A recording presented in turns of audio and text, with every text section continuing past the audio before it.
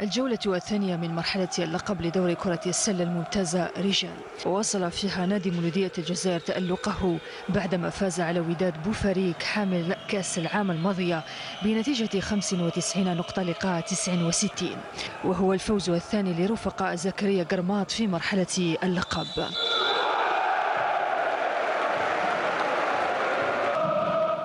نفس الشيء بالنسبة لنادي الصوالي الذي حقق فوزه الثاني هو الآخر على نادي برج بوعريريج ب 77 نقطة لقاء 44.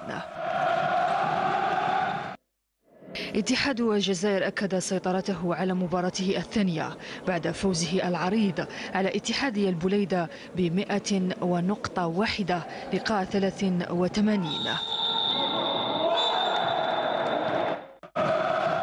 أما نادي جسر قسنطينة فانهزم في مباراته الثانية ب64 نقطة لقاء 70 أمام منافسه نصر حسينداي، لتكون الخسارة الأولى بالنسبة لهم بعد أن فازوا في اللقاء الأول على نادي برج بوعريريج بفارق 10 نقاط.